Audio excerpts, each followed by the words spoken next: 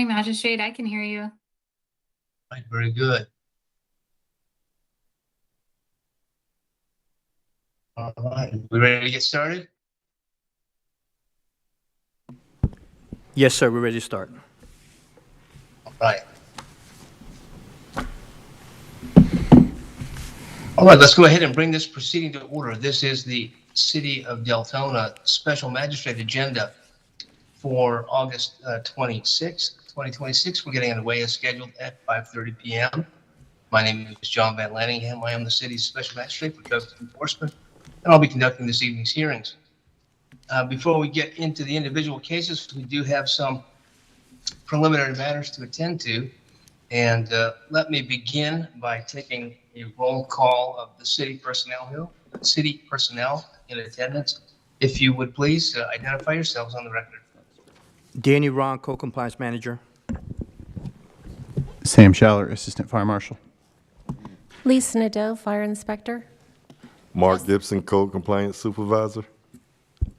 Todd Mead, Code Compliance Supervisor. Renee Kearney, Code Compliance Administrative Supervisor. Jessica Cotterman, Hearing Clerk. Tyler Russell, Code Compliance Coordinator. Bashir Cherkzy, Code Compliance Officer. Janice Palasic, Code Compliance Officer. Enrique Rios, Code Compliance Officer. Tom Ruddy, Code Compliance Officer. Tina Pagan, Code Compliance Officer. Joel Taylor, Code Compliance Officer.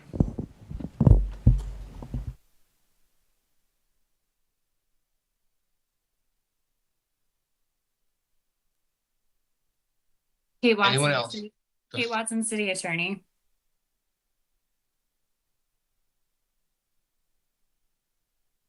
All right, very good. At this time, let me ask everyone who's able to do so to stand with me and say the Pledge of Allegiance. If you would, please rise.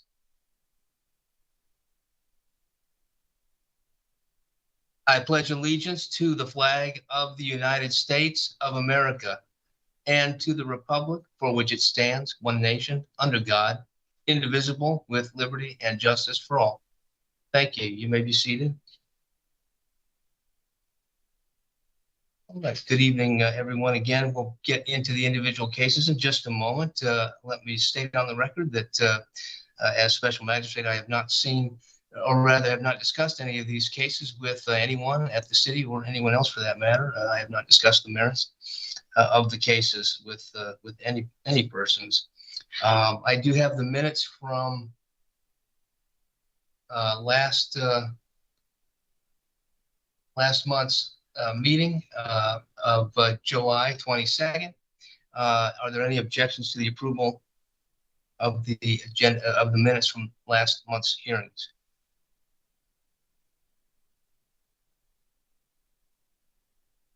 Without objection, I'll approve those. Are there any announcements to place upon the record at this time?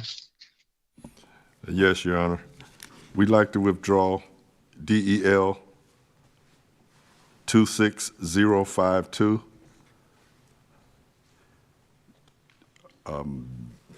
Also, which is 1308 Azora Drive. We'd like to withdraw DEL 26055, 3032 North Covington Drive.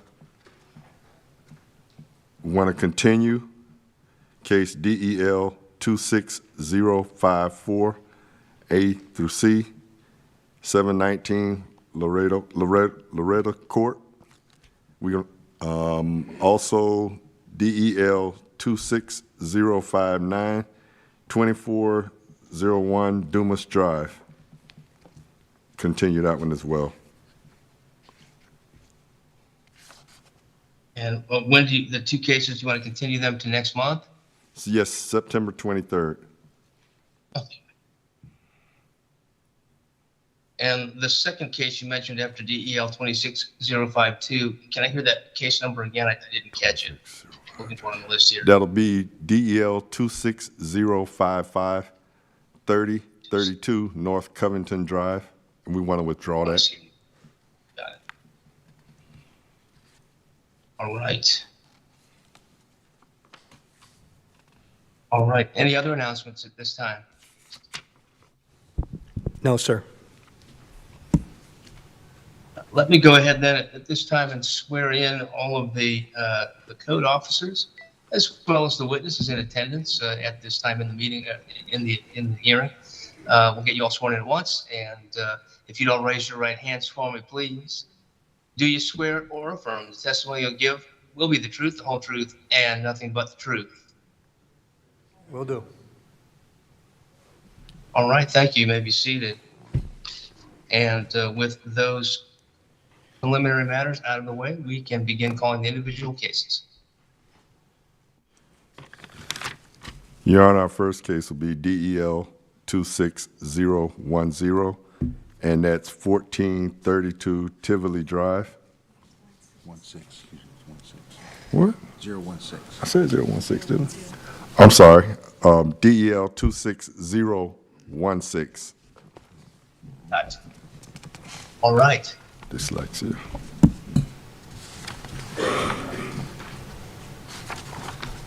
And do we have anyone here for the property owners? No, not at this time. All right. You may proceed then. Okay, good afternoon. I am Code Compliance Officer Tom Ruddy. This is the City of Deltona versus Edgardo Rios Negron and Petronila Cruz. The parcel ID number is 813-00781-0150. It was ruled on March 25th, 2026, that the property owner was given 90 days to come into compliance. The property owner did not come into compliance within those 90 days, and the property has been receiving a fine of $25 per day since June 24th, 2026. As of today, the property has not reached compliance and has accrued a total fine of $1,600 over 64 days. The city requests the fine to continue at $25 per day until the property has been brought into compliance and the compliance has been verified by the code compliance officer. Thank you. All right. Thank you, Mr. Ruddy. So I'll receive the county's, the city's existing evidence at this time. And based on the record and the testimony we've just heard, I will enter an order imposing the fine and the lien. The fine has run for 64 days and accrued to the sum of $1,600. So that amount will be imposed for the accrued amount, and it will continue to run at $25 a day until this property has been brought fully into compliance and compliance has been verified. Is there anything else the city needs in this case? No, that would be all. Thank you. All right, thank you. Your Honor, our next case will be DEL 26060. That's 595 Tyler Avenue.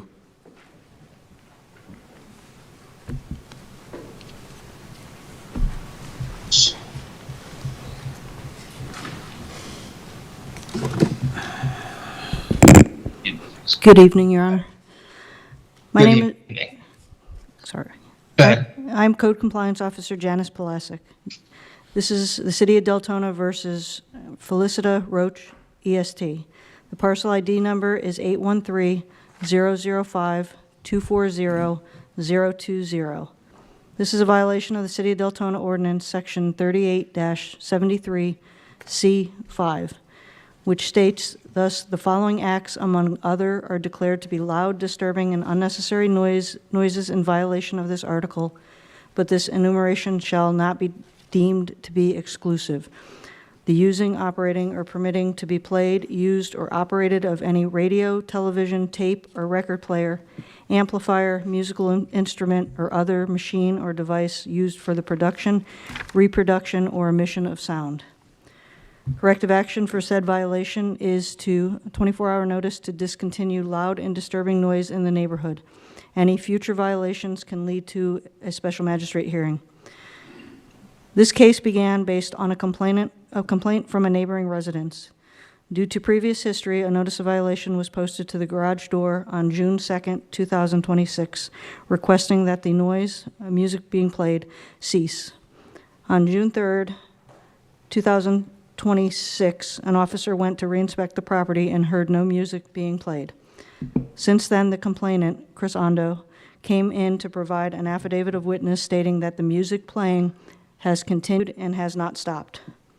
Per his affidavit, he states that the music was being blasted on the following dates and time: July 31st, 2026, from 8:30 a.m. past 6 p.m., August 1st, 2026, from 8 a.m. past 4 p.m., and on August 2nd, 2026, from 8:30 a.m. past 5:30 p.m. The complainant also provided video of music being played. Notice of hearing was posted on June 11th, 2026, at which time I heard no music coming from the property. The city requests that if the property is found to be in violation and a violation occurs again after this hearing, that the property will be treated as a repeat offender and citations will be issued based off affidavits stating that a violation has again occurred.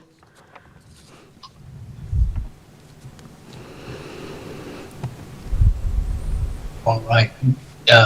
Anything else? No, Your Honor. All right. Do we have anyone here for the property owner? We have the property owner as well as the complainant are here, but at the stand right now are the property owners. Let me ask the property owners first if you could introduce yourself and let me ask you if you have any questions for the officer. My name is Evelyn Rosalie. I'm the daughter. My name is Maria Rodriguez. So what's your name, First Lady Evelyn? Yes, Evelyn Rosalie. How do you spell your last name? Rosalie? Yeah, Rosaly. Okay. And who's with you? My mother, Maria Rodriguez.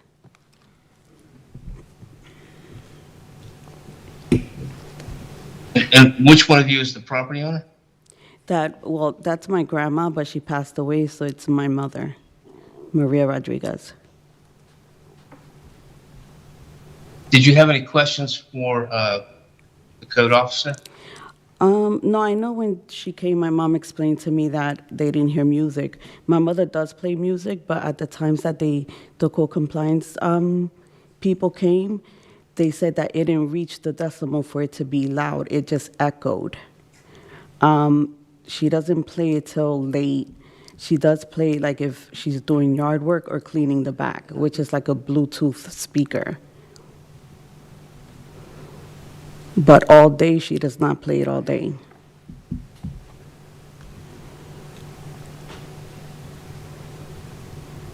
All right. Let me ask the city then. Do you have any other evidence to present? No, this is based off of an affidavit, so it's going to be based off of Christopher Ondo's affidavit that he wrote.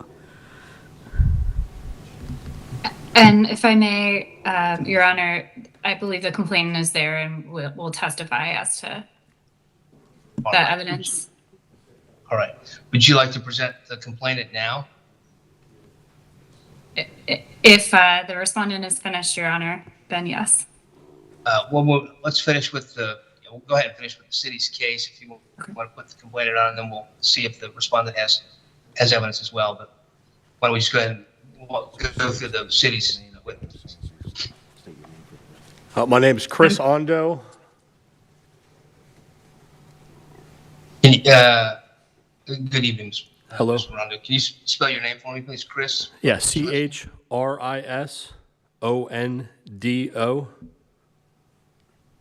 O-N-D-O, Ondo? Yes. All right, Mr. Ondo, go ahead. This started on Christmas Eve. Woken up to loud thumping music early in the morning. Same thing Christmas. Called the sheriff's department, called code compliance. Kansas getting kicked in the circles over and over again. Nothing's getting done. We finally went to court a week or two ago.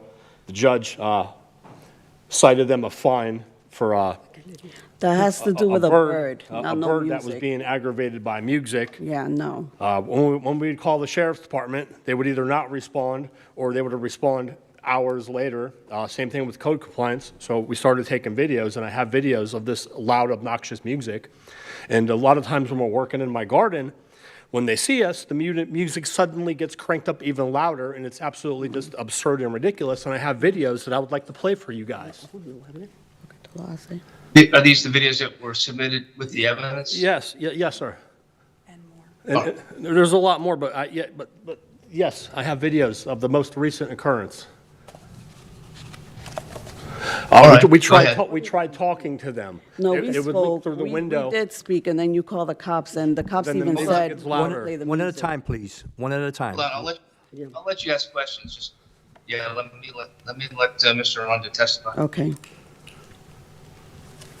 And I love music. I'm a musician, but there's a time and a place for things. 8, 9 o'clock in the morning isn't when you crank music like it's Mardi Gras and having the speakers facing my house. That's not okay. And that's why I have all these videos where I think any reasonable person would look at these and say, this is not okay. They wouldn't tolerate it. And this is escalated, and that's why we're here today. And tell me again the hours that you've had this issue. Early in the morning. It's random. I can't predict when it's going to happen next. It hasn't happened in about 2 weeks, but it's occurred in the morning. This afternoon, it's happened late at night. No. Extended hours, but usually, I'd say most times I experience this is early in the morning. We don't play music. Okay.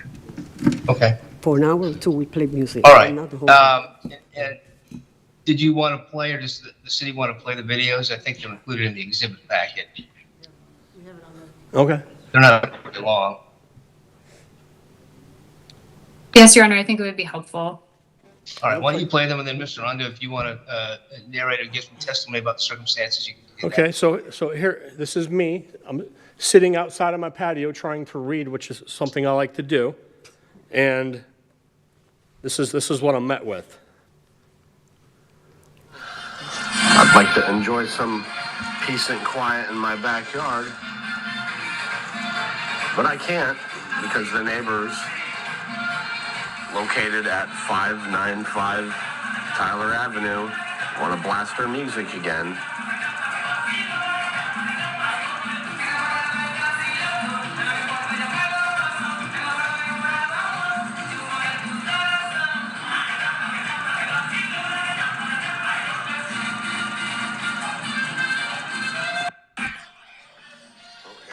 Would you like another one, or?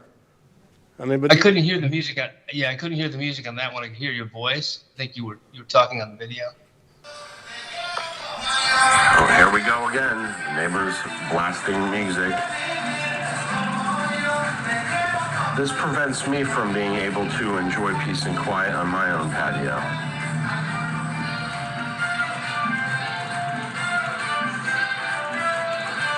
And I've reported this to the city of Deltona countless times. I've provided videos, audio recordings, witness statements, affidavits, countless complaints, and the city of Deltona doesn't enforce any rules regarding this. So these are the same videos that are in No, the... that's the two separate videos. Right. These are the ones that the city provided? Yes, those are up there. All right, give me one moment. I'm going to play the copy I have here because I think I'm not hearing everything through the transmission. So let me just hear it directly. Just give me a moment.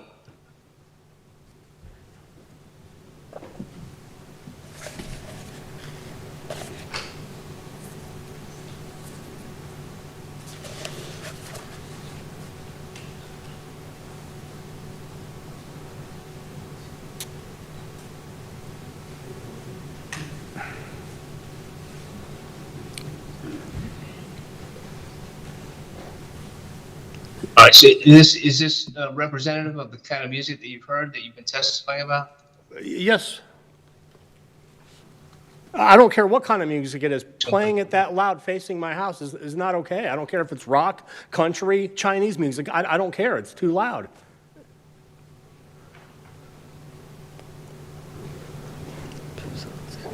I can hear it. I can hear it on the videos. Here when I play it locally as opposed to over the. And other neighbors teams. play music, and I love it when people play music around me, and I want people around me to play music and be happy and positive. But to crank it like that is ridiculous. All right. Anything else, or does the city have any questions for Mr. Rondo? No, Your Honor. Ms. Rosalie, do you have any questions for Mr. Rondo? No, I do not. I mean, I know every time the police come, they tell us that we could play the music. My mother plays it, and it's not an everyday thing. He may have videos, and it's not a whole day thing. I mean, I work most of the day, so if the music is being played, it's my mom. But, you know, I'm just here, of course, to, you know, be her witness and stuff like that. It's not an all-day thing. So are we not allowed to play, you know, is she not allowed to play music because every time she plays it, it's going to bother him, or, you know? Well, that's what we're going to determine. Yeah. All right. Does the city have any other witnesses? No, Your Honor. No other neighbors have come forward. We have All right. So I'll receive the city's exhibits and evidence. Let me turn to you, Ms. Rosalie, and Ms. Rodriguez. Do you have any evidence that you'd like to present or testimony? No, Mom. Can you repeat yourself, Your Honor, please? Yeah. Would you like to testify about what the circumstances or the situation is? If you testify, you can do that. My mom? Either one of you. Oh, no. Go ahead, Mom, just speak. Yeah, no, that she just basically with the music part, like what is it? How many times are they going to call the sheriff's department? Because we do get the knocks on the door, but they do tell us, like, play the music. And the times that the co-compliance came, they tested the decimal, and they even told us clearly that it's not reaching the decimal for it to be a nuisance or to be loud or disturbing. So I'm confused. All right. Well, let me just, because I'm looking here, it doesn't look like, is there a decibel threshold in the ordinance? 1 minute, Your Honor. There is, Your Honor. It's section 38-71.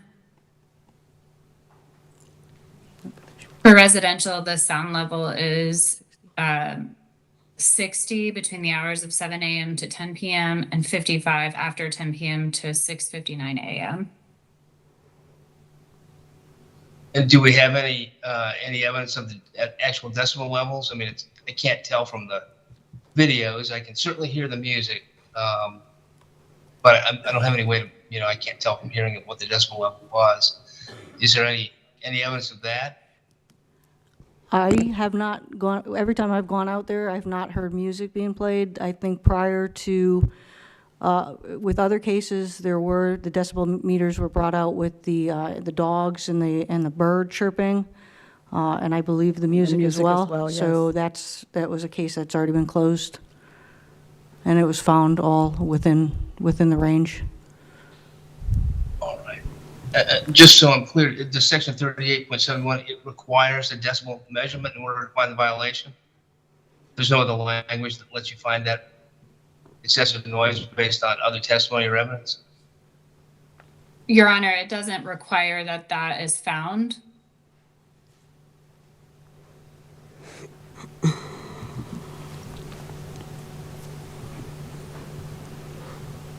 Tell me again what it requires. I just don't have it right in front of me. What does it require regarding the decibel level? It is, so it says maximum permissible sound levels by use occupancy. No person shall operate, and this is for the record 38-71 sound limitations established, applicability C.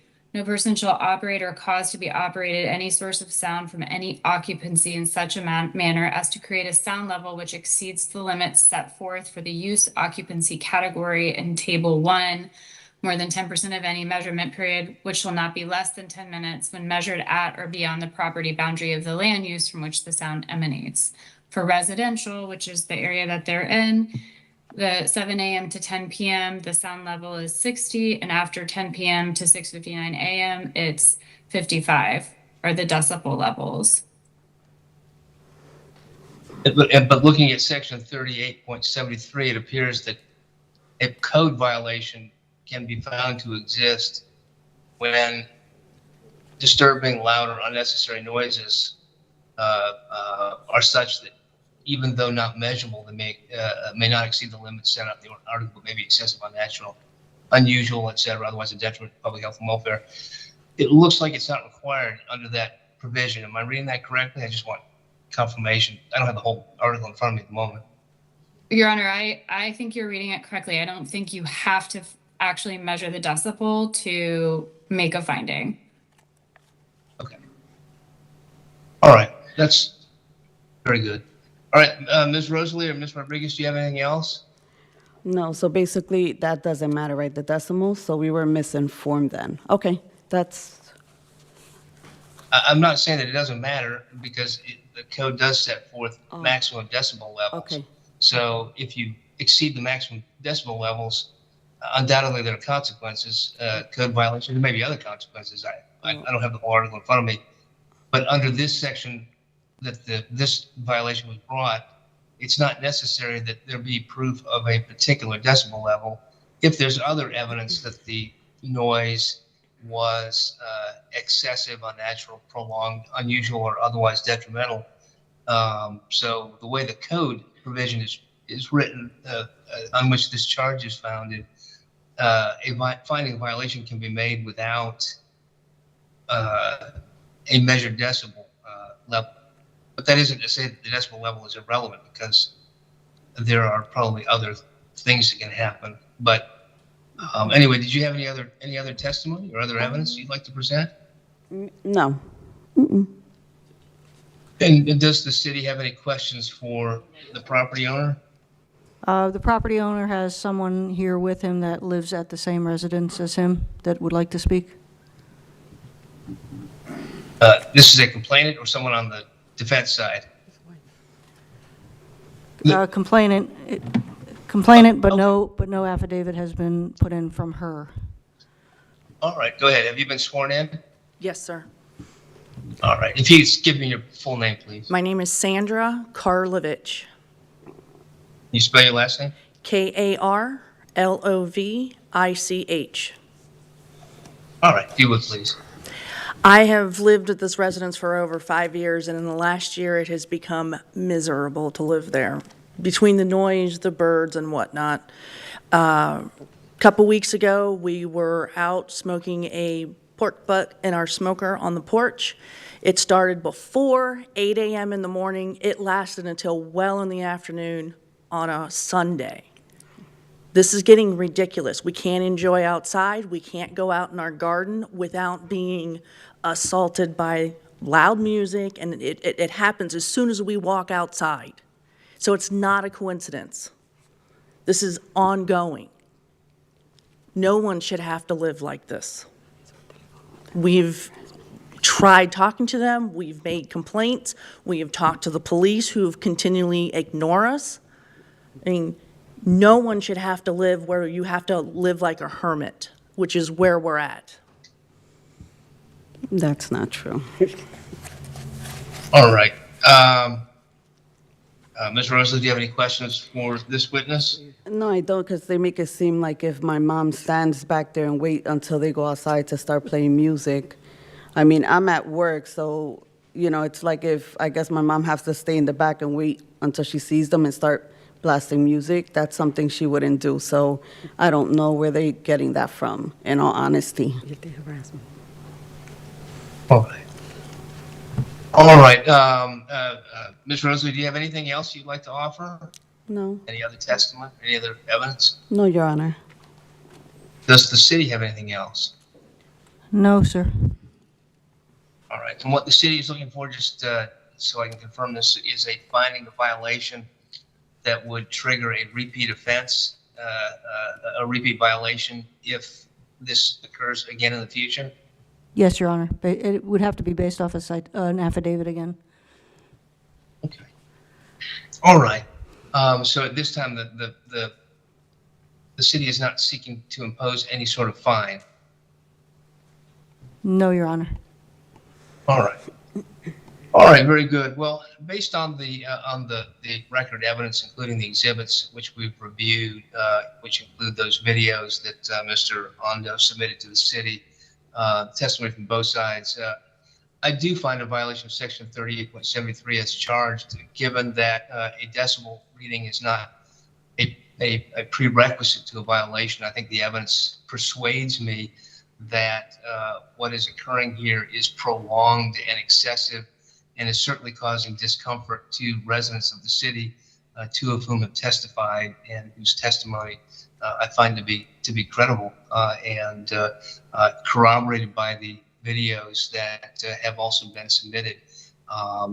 Again, it may be a situation where if this took place over a brief period of time, it would be one thing, but clearly this is ongoing and lasts for lengthy periods of time on given days, from early hours, as the testimony has established, throughout the day, through the afternoon, and sometimes into the evening as well.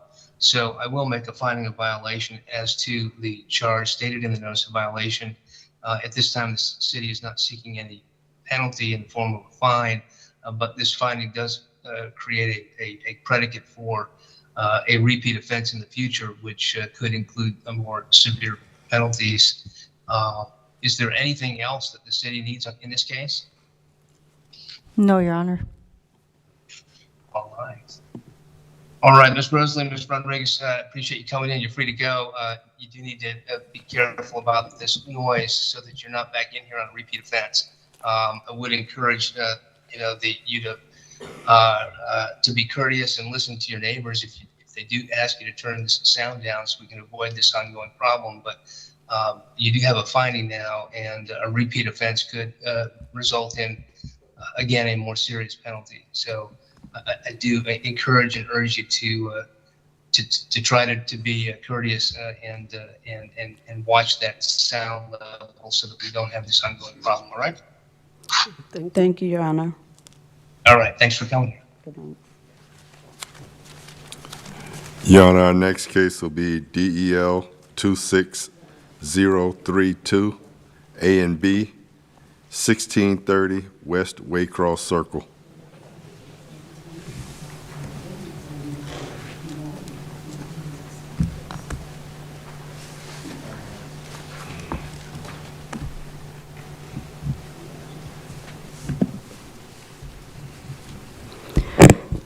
Good evening, Your Honor.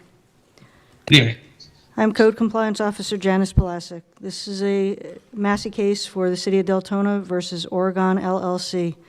The parcel ID number is 813-055-010-050. It was ruled on June 24th, 2026 that the property owner was given 30 days to come into compliance.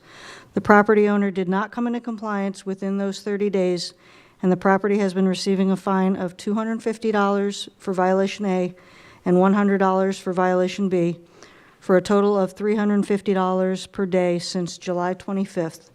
As of today, the property has not reached compliance and has accrued a total fine of $11,200 over 32 days. The city requests that the fines continue at $250 a day for violation A, $100 for violation B, for a total of $350 per day until the property has been brought into compliance and that compliance has been verified by the Code Compliance Officer. Thank you, Officer. Do we have anyone here for the property owner? No, sir. All right, so I'll receive the city's exhibits and evidence based on the testimony and the exhibits. I will find the property remains non-compliant. We'll enter an order imposing the fine, the amount of accrued amount to date of $11,200. And that fine will continue to run at the rate of $250 per day for violation A, $100 a day for violation B, for a cumulative total of $350 per day. That will run until this property has been brought into compliance and compliance has been verified by the city. Is there anything else the city needs in this case? No, sir. All right. Your Honor, our next case will be DEL 26034. That's 1570 Puritan Street.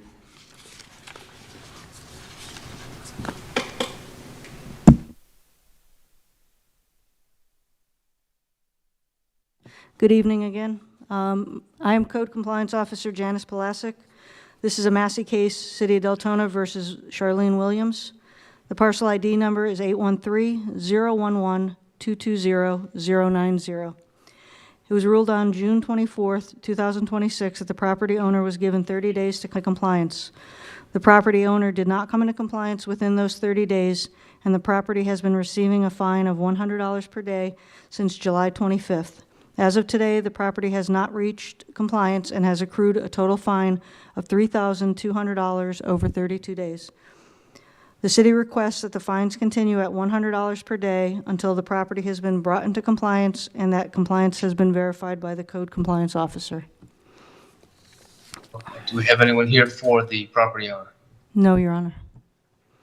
All right, so I'll receive the city's exhibits and evidence based on the testimony and the exhibits.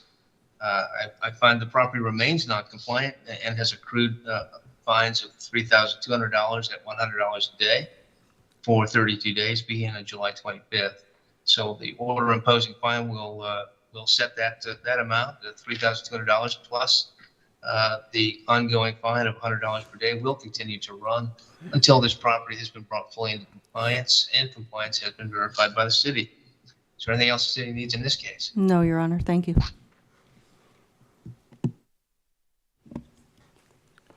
Your Honor, our next case will be DEL 26-038. That's 1968 South Old Mill Drive.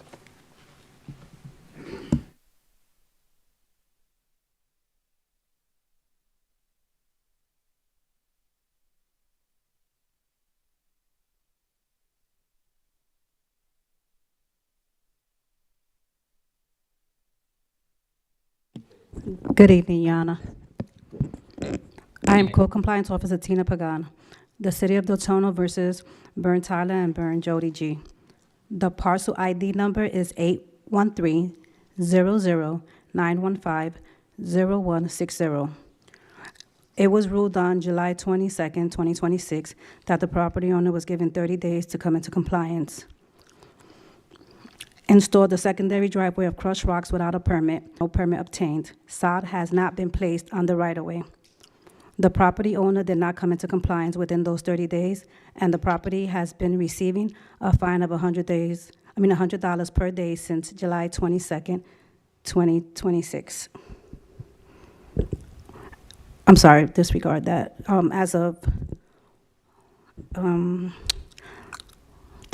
August 21st, 2026. As of today, the property has not been reached compliance and has incurred a total fine of $500 over the last 5 days. The city requests the fine continues at $100 per day until the property has been brought into compliance and the compliance has been verified by the code compliance officer.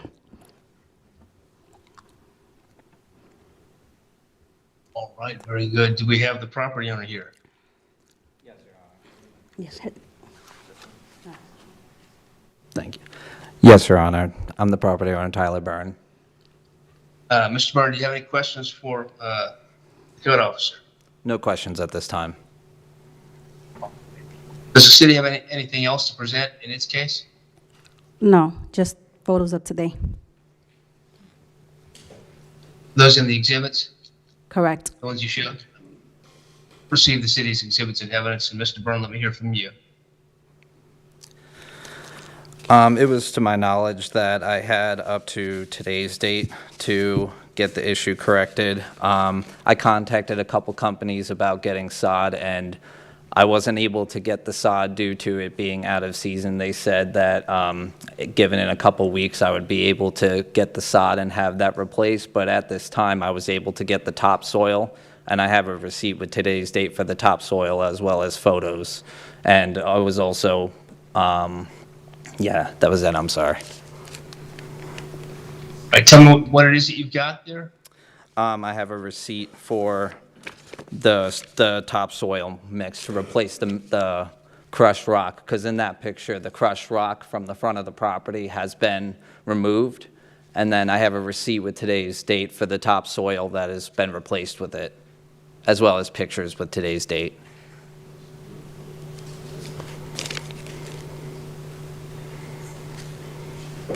I'm looking at, this photograph is from today, the one that's up on the screen now. Yes, that is correct. All right, so that's not showing any topsoil.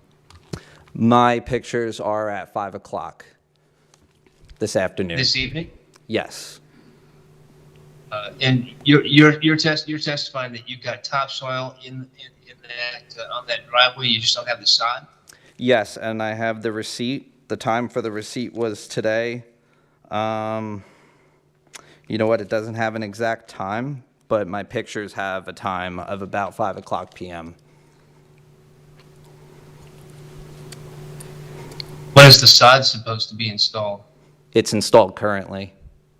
Oh, it's currently installed? Yes. All right. I can't see your photograph there, but why don't you show it to the officer? I'm not exactly sure how to input it. I'm sorry. I was attempting to print it. This is the only way I was able to provide it with a timestamp.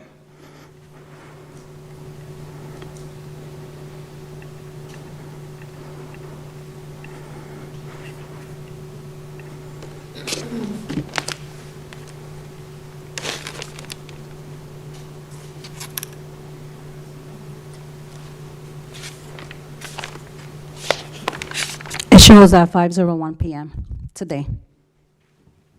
Does it appear in the photograph to be compliant? The sod is there. Now we're just gonna need to wait for the grass to grow. It's not grass. So, yeah, I can't see the photographs, but asking Officer Pagan, does it appear to be satisfactory, assuming the grass takes? Currently, no, not at the moment. Just trying to find out what Sir, what the state of. give us Yeah, a go second. Supervisor's looking over the photo also. Okay. That's the photo? Yeah, that's the photo. Excuse it being a little small. But you can see it leveled out, and it starts right at the front of the house. And I have There's no sod there. Yeah, there's no grass. It's just like, That's just, the soil. It's just the soil, yeah. yeah, there's no sod there. There's Put it- MI out on this. I'm there's sure, no you know, sod. it requires a special dongle. Yeah, I got it. He just laid down the soil. There's no sod currently at the moment. There's no sod, Mr. Byrne? No, I was unable to acquire any, unfortunately. What's your plan with respect to the sod? I contacted a couple companies.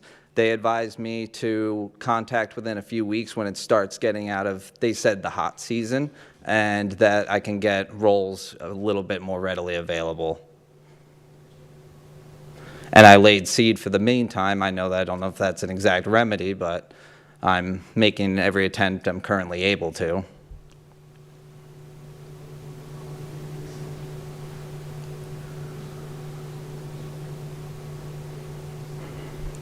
All right, does the city have any questions for Mr. Byrne? Not at the moment.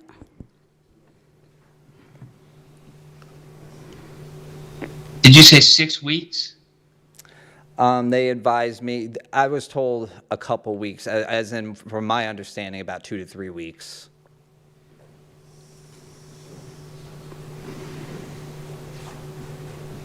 Let me get a clarification from the city. I know we spent some time on this case last month, just to get reoriented as to the details. If and when he lays down the sod on that topsoil, assuming it's watered in and it grows, is he then in compliance? I'm just trying to remember what it is he needs to. Yes. Okay. And you're saying you've got a couple weeks to go? I actually have a question, if I may, for the city. If I didn't want sod at all, if I wanted, as I've seen some properties, if I want to do my entire front property in a crushed material, how would I go about that? It will have to be the way it's always currently done with a driveway expansion. That will have to be connected to the driveway. and spread it on out.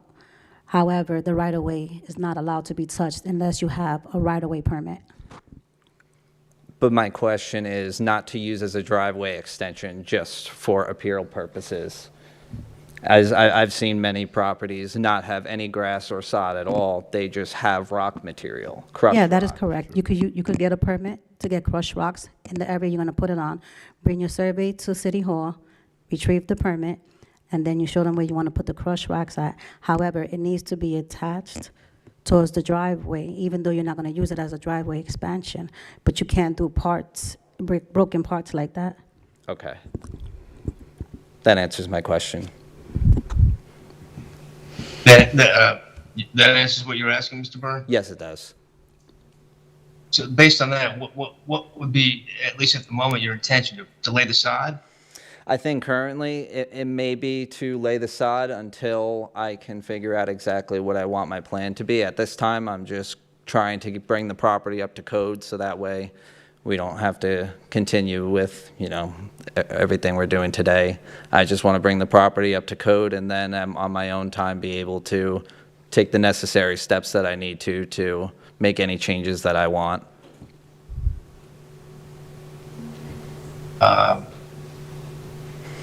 Can you get that sod laid down in the next 30 days? I think that should be possible. Watered in? What'd you say? I'm sorry. What'd you say? You're gonna get it watered in so that it'll take and everything. So in 30 days we could look at a picture of grass. Yeah, that should seem a little bit more realistic. All right.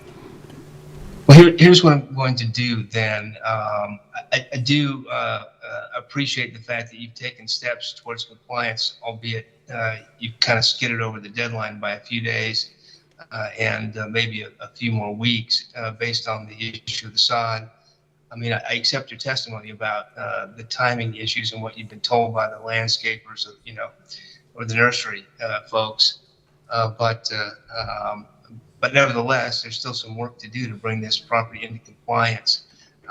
What I'm going to do is reserve ruling on the imposition of the fines and lien today. I'm going to continue the case for 30 days to the next hearing, the one in September, whatever the date is, and have you come back in here and I'll decide then what to do. But at that time, I want to see pictures of sod on the driveway.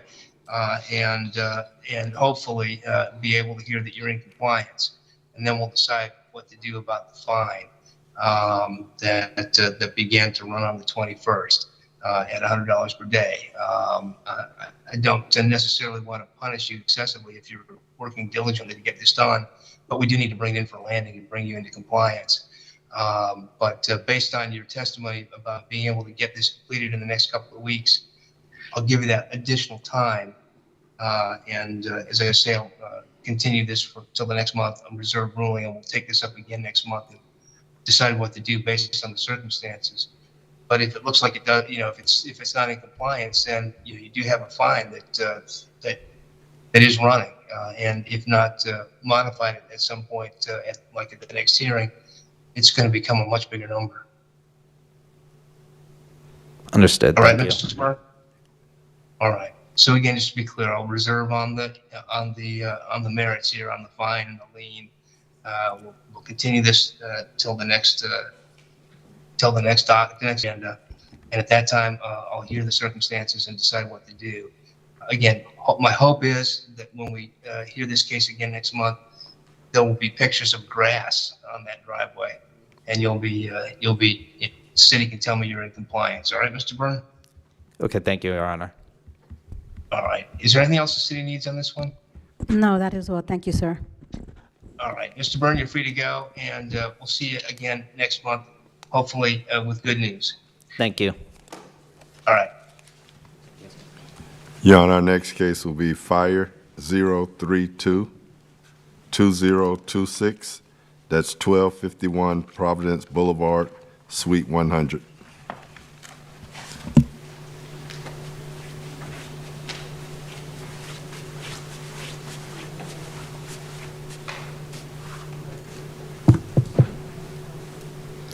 Good evening, Your Honor.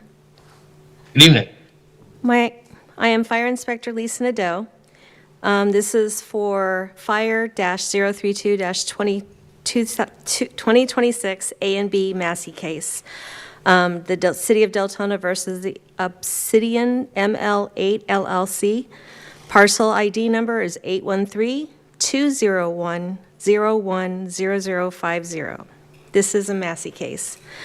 This was initially a case for a violation of City of Deltona Ordinance, Chapter 42, Article 4, Fire Code, Section 42-186, which adopts the most recent edition of the Florida Fire Prevention Code, as adopted by the State Fire Marshal, in specific the Florida edition of NFPA 1, Fire Code, Chapter 1.7.12.10. No construction work shall proceed until the AHJ has reviewed the plans for compliance with the applicable permits have been issued. Violation A has been corrected and is in compliance. Corrective action for said violation is to obtain a permit for the construction of the storage closet on the main floor or remove the closet and bring the main floor to its original condition. It was ruled on June 24th, 2026, that the property owner was given 30 days to comply.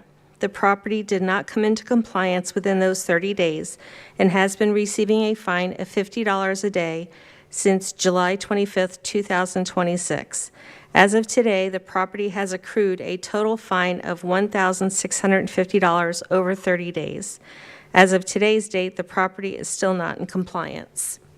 The city would like to request that the fine of $50 per day continue until such time that the property owner has notified the city of compliance and compliance is verified by a fire safety inspector.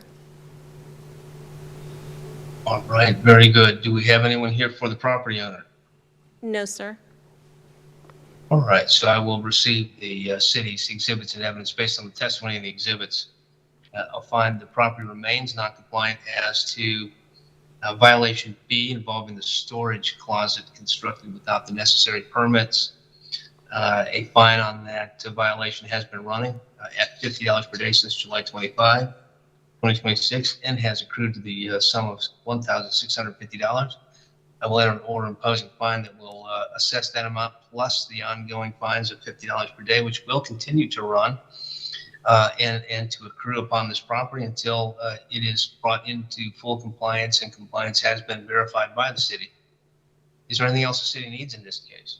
No, sir.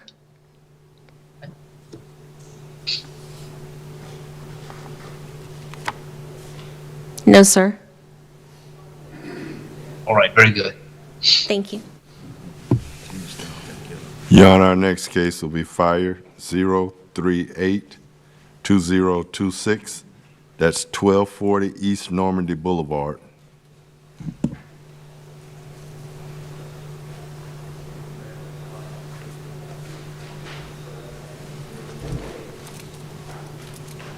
Evening, Your Honor. Good evening. Assistant Fire Marshal Sam Schaller. This will be City of Deltona versus Carolina Cleaning, Roberto Renovations LLC. Parcel ID number is 813-201-010030. This is a Massey case. This is initially a case for a violation of City of Deltona Ordinance, Chapter 42, Article 4, Fire Codes, Section 42-186, which adopts the most recent edition of the Florida Fire Prevention Code as adopted by the State Fire Marshal. Specific Florida edition of NFPA 1, Fire Code, Chapter 1.7.12.10, states no construction work shall proceed till the AHJ has reviewed the plans for compliance and the applicable permits have been issued. Corrective action for said violations is to obtain an issued building permit for the work conducted in Suite 100, include the new walls and electrical. It was ruled on June 21st, 2026. Property owner was given 30 days to comply. Property owner did not come into compliance within those 30 days, receiving a fine of $50 per day since July 25th, 2026. As of today, the property's accrued a total fine of $1,650 over 30 days. As of today's date, property is still not in compliance. In closing, City would like to request fine of $50 per day continue till such time property owner is notified City of compliance. Compliance is verified by a fire safety inspector. Right. Is anyone here for the property owner? No, Your Honor. All right, so I'll receive the city's exhibits into evidence based on the testimony and the exhibits. I'll find the property remains out of compliance with respect to the violation involving the expired building permit, we will enter an order imposing the fine accrued to date in the amount of $1,650 since July 25th. And that fine of $50 per day will continue to run going forward until this property has been brought into full compliance and said compliance has been verified by the city. Is there anything else the city needs in this case? No, thank you, Your Honor. All right, thank you.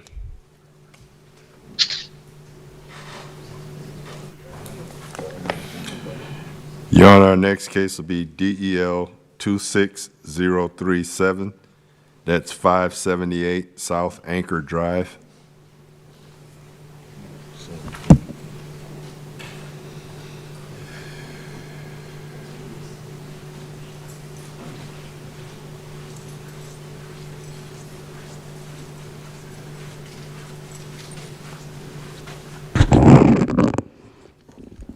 This is a continue from last month. I am co-compliance officer, Tina Pagan, the City of Deltona versus Nancy M. Harmon. The parcel ID number is 813-003-610-120. It was ruled on July 22nd, 2026, for homeowner's son, Kevin Kirch, is to provide documents on the progress of the insurance claim, including probate case status. As of today, I have not received any documents from Kevin Kirch, nor any claims from a company. When I went today, out of 3 of the violations, 1 of them were fixed, which was the window. However, the garage door and the interior walls are still damaged.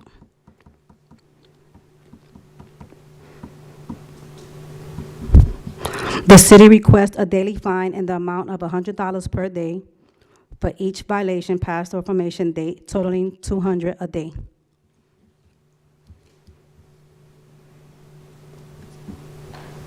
We've got two violations, $100 per violation.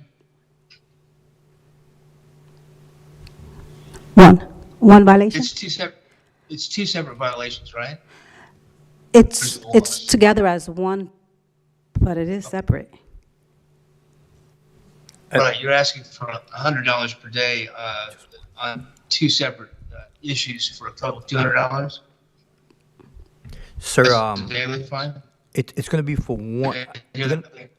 We're going to combine it all under one case, so it'll be $100 per, this case. Okay, a total of $100 fine then. For both violations, I guess, $100 a day.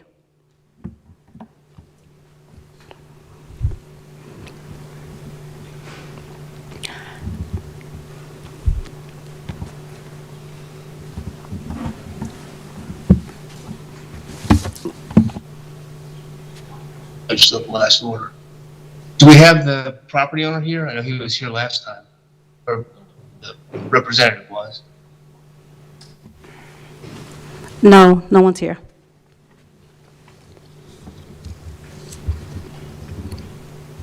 And you haven't spoken to Mr. Critch? I spoke to him on Saturday, past Saturday, and I informed him that no one has reached out to me, nor did I receive any emails, because he stated that they was going to email me some information. However, I did not receive any. And when is the city asking these fines to be? What's the compliance date or the date you want the fines to commence? Just get us on with this order here. Starting today.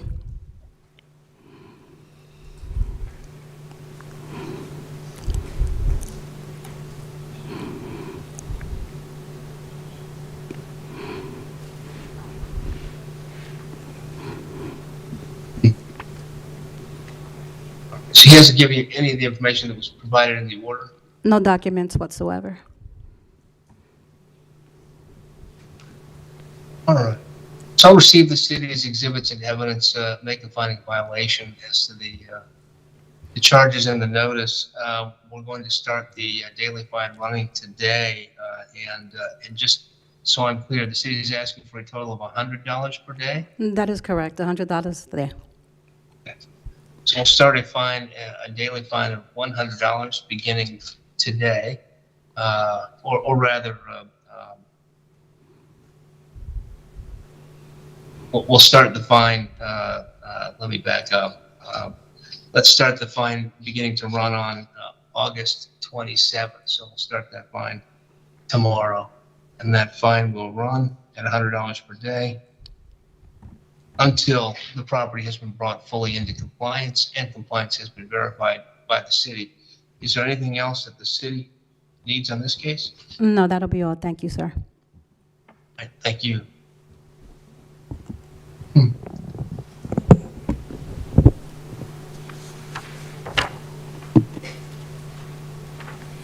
Your Honor, our next case will be DEL 26048, 936 Shorecrest Avenue.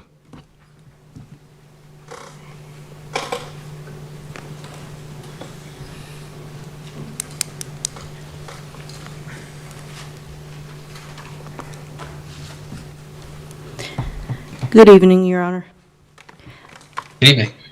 I am Code Compliance Officer Janice Palasic.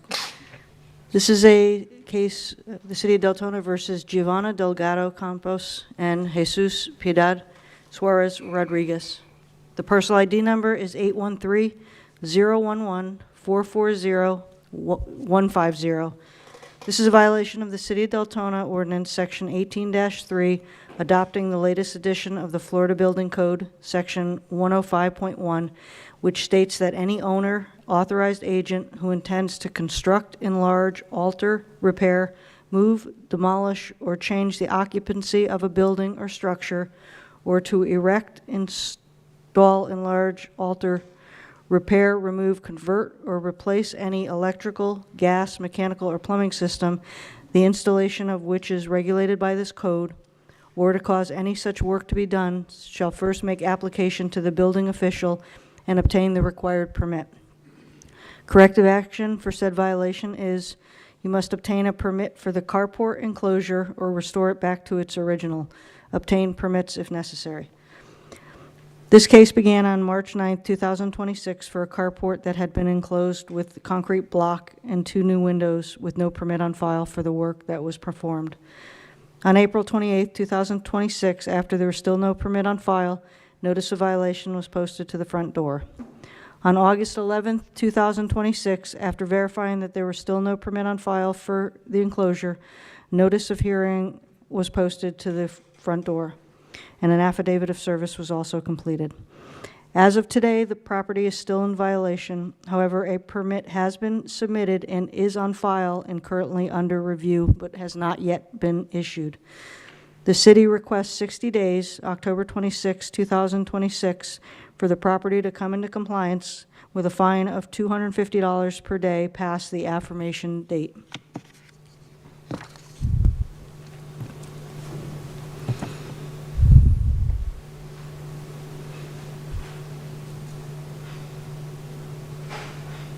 All right, very good. Is there anyone here for the property owner? Yes, Your Honor. Yes, I'm right here. What's your name? My name is Giovanna Delgado. I'm the owner. All right.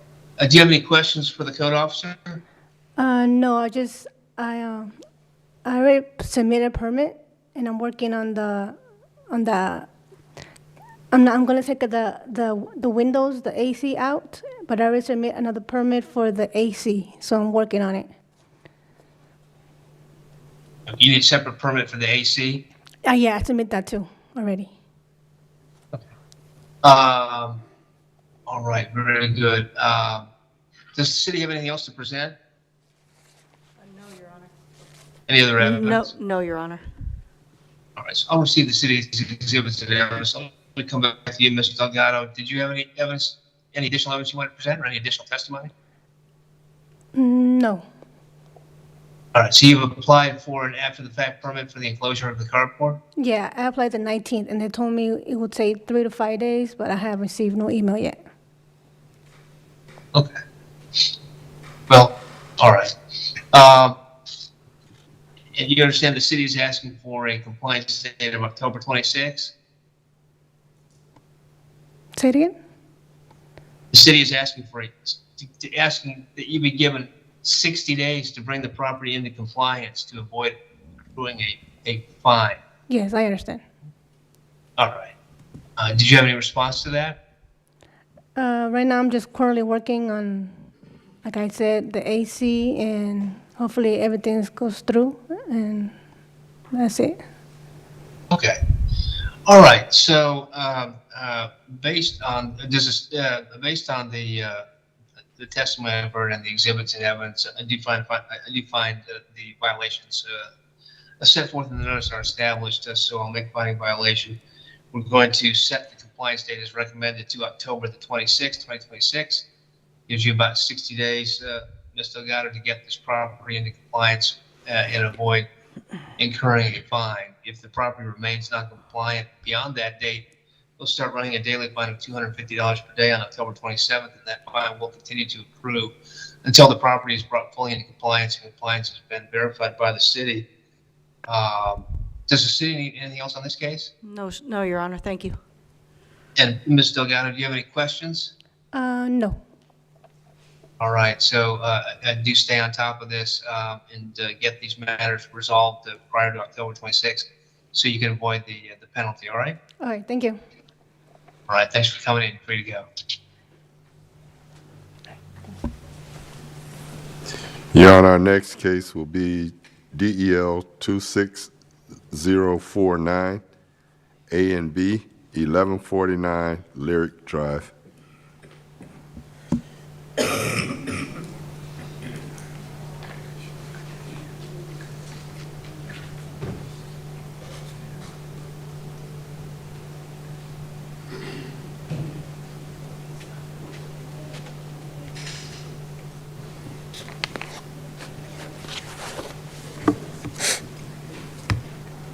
Good evening, Your Honor.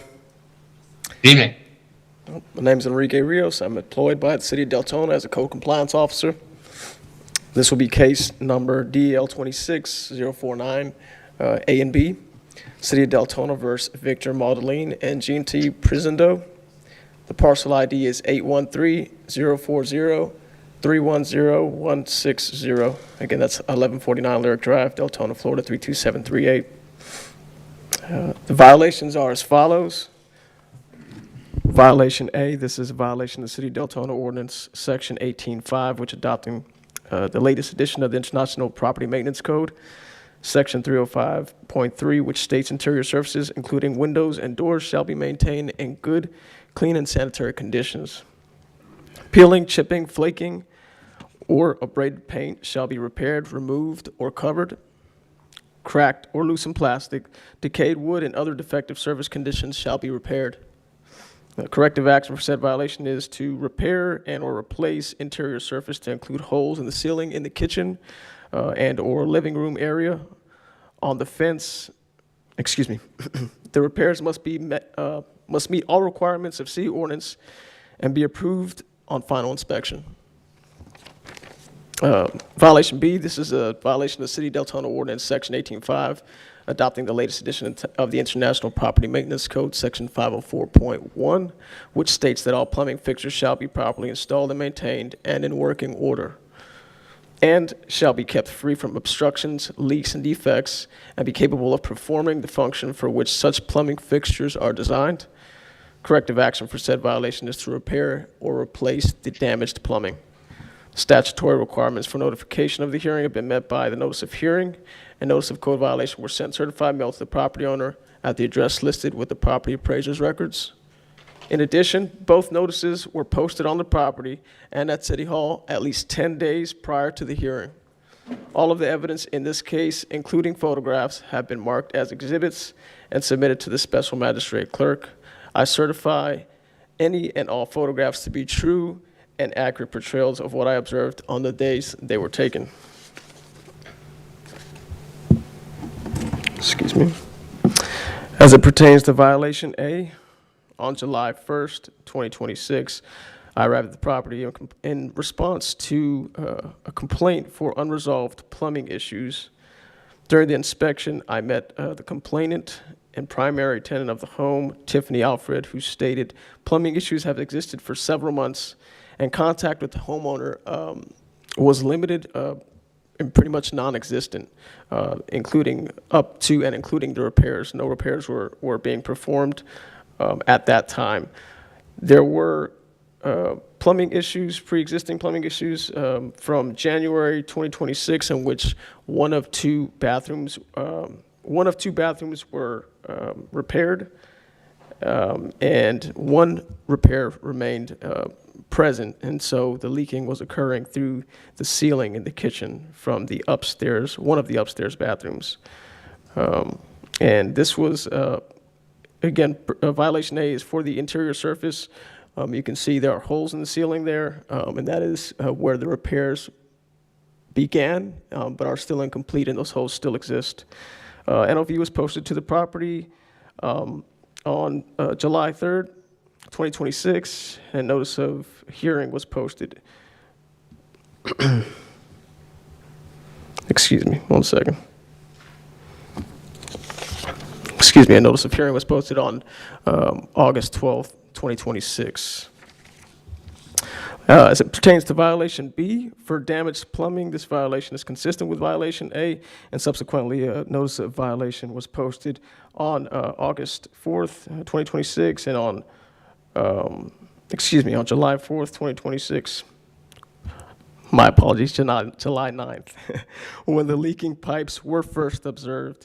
An NOH, or notice of hearing, was posted on August 8th as well, 2026. On August 19th, the reinspection, or the latest physical inspection, was found that the leaking has extended to the kitchen area, and there's a small or short video of the kitchen leaking. And let's see if we can pull that up right here. This is pretty significant leak, whereas the leaking in the ceiling was much slower and harder to capture on film, but still present. So let's go here. Currently, the property remains in violation and is therefore being brought to magistrate, of course, here. In closing, the city would like to request $50 per day per violation for a total of $100 per day until the property come into compliance, until such a time that the property owner notifies the city of compliance, excuse me.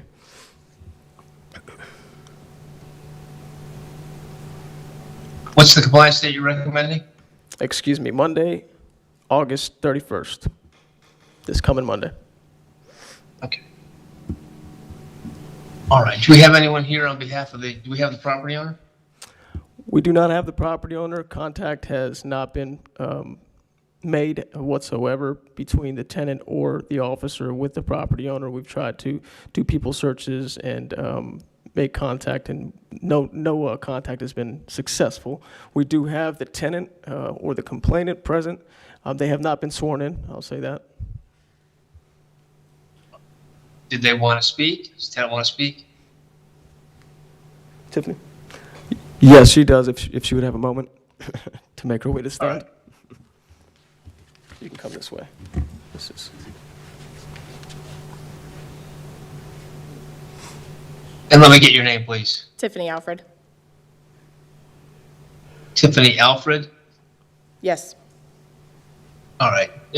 Were you sworn in previously? No. All right. Why don't you raise your right hand for me, please?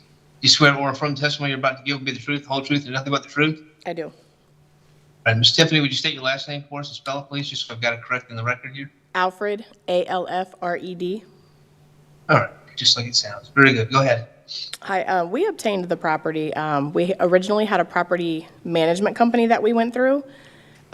This leaking actually has started occurring November 22nd, and our rent was paid in full all the way up till February. So when we started getting the backlash of why the repairs weren't done, but we had given a substantial amount of money up front to move in the home, over $17,000, substantial amount. The AC had went, that got fixed, and then I was told that a death certificate needed to be got on the house because the wife had passed away, so we couldn't take out a loan to fix it. I have never to this day met the landlord. I've never had a verbal conversation with him. It went through the property manager, and when I sent a notice of intent to withhold rent in January due to the plumbing still not being fixed, she then, I guess, fired him as a client, so she wouldn't even maintain the home anymore. So when that happened in February, our lease was coming up in June, and we were supposed to renew our lease. When I stated to a family friend that I wasn't paying for the plumbing repairs out of my own pocket, I then was told that the lease won't be renewed and I'll be evicted. So it's been a pretty eventful eventful task here. Yeah, I can tell. All right. Well, let's see what we can do here to get this straightened out. Does the city have anything else? No, Your Honor. All right, so I'll receive the city's exhibits and evidence, and based on the testimony in the exhibits, I will make finding a violation as to these charges stated in A and B in the notice of violation.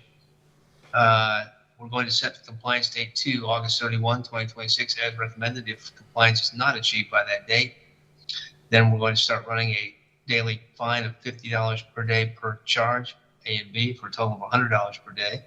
That'll begin running the day after August 31 and will run until the property is fully compliant and compliance has been verified by the city. Is there anything else the city needs in this case? No, thank you, Your Honor. Thank you. Thanks for coming in, Ms. Alfred. You're free to go. Thank you. Good luck to you. Your Honor, our next case will be DEL 26050. That's 303 Elnora Avenue, Bateman Appeal.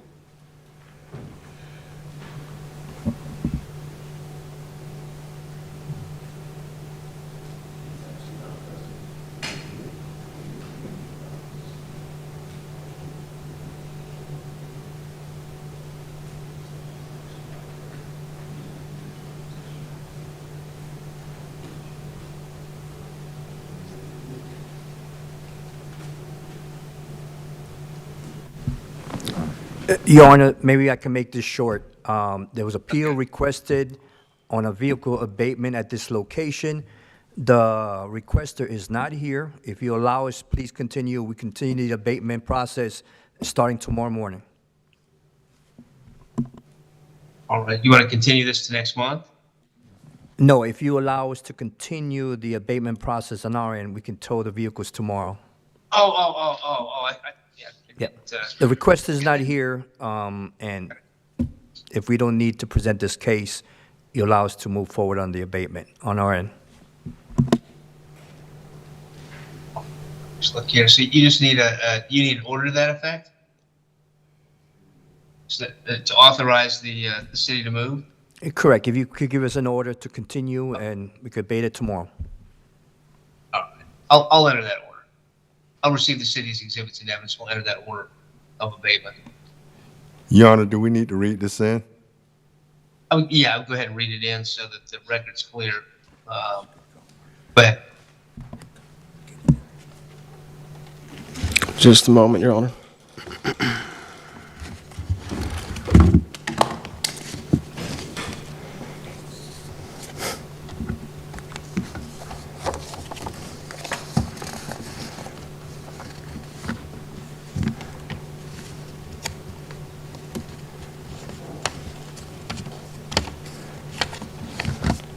And you can do an abbreviated read-in.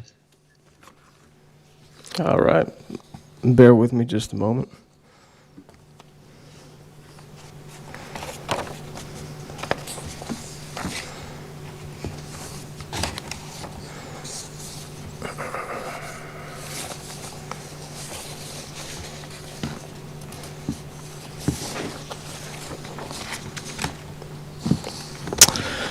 I'm Code Compliance Officer Enrique Rios, once again, employed by the City of Deltona. City of Deltona versus John Bickerstaff, parcel ID is 813-063-190-010. This is a violation of City of Deltona Ordinance Section 66-56, a violation of City Ordinance which states that all abandoned vehicles or vehicles that are inoperative, wrecked, partially dismantled, or otherwise mechanically incapable of being operated in their present condition or without a current state license tag if required, or a current state if required, shall be prohibited on any public right-of-way or under any circumstances or on public property, except within a completely enclosed garage or when such vehicles are permitted are permitted principal use or special exception in any zoning classification. Corrective action for said violation is to obtain a tag and/or repair inoperative vehicles or store in an enclosed garage. Essentially, the case began on June 26, 2026, as a result of proactive inspections in the area in conjunction with other violations. The property was observed to have several vehicles missing license plates and or inoperable. A door hanger was left describing the violation and corrective action. On July 8th and 9th, abatement notices were posted and sent certified mail. First contact was made on July 9th as well with the homeowner, John Bickerstaff, where ordinance information and corrective action were clarified. His appeal was submitted on the 15th of July 2026.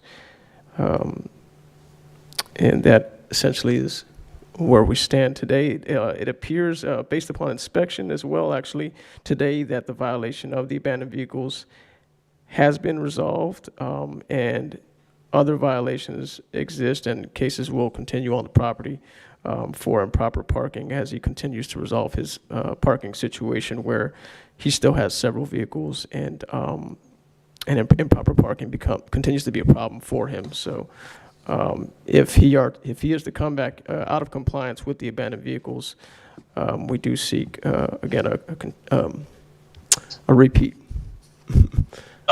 to ensue. So, as I said, obviously these city's exhibits and evidence based on the testimony exhibits, I'm going to define that there is a nuisance on the property based because of the abandoned or unlicensed vehicles shown in the photograph. So the city's requested an order allowing the abatement of this nuisance by the city, I guess, to remove those vehicles. So I'll enter that order. Thank you, Your Honor.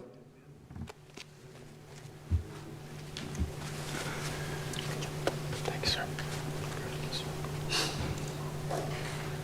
I almost lost my paperwork. Your Honor, our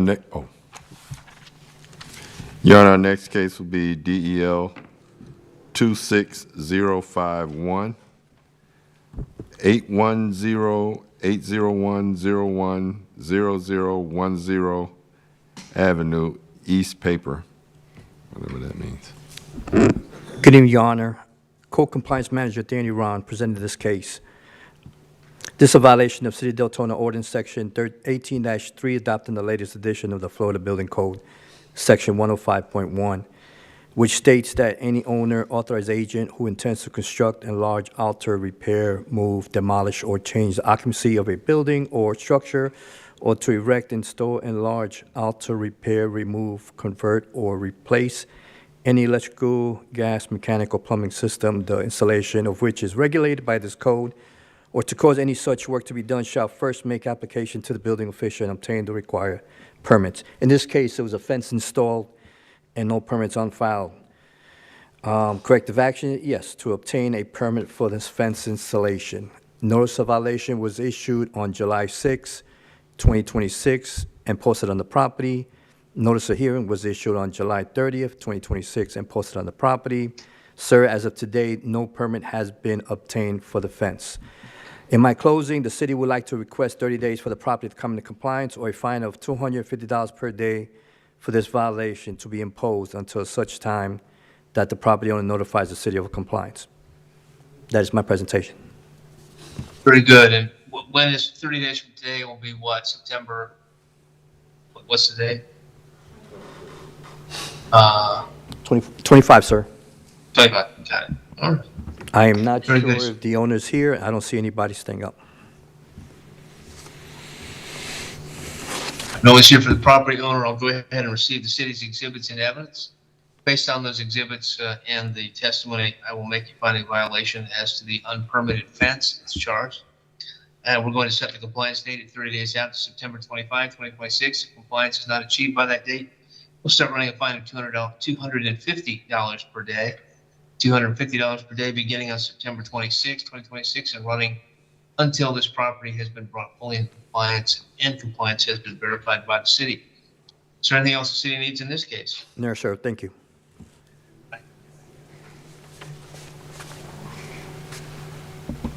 Your Honor, our next case will be DEL 26053, A and B, and that's 820 Deltona Boulevard.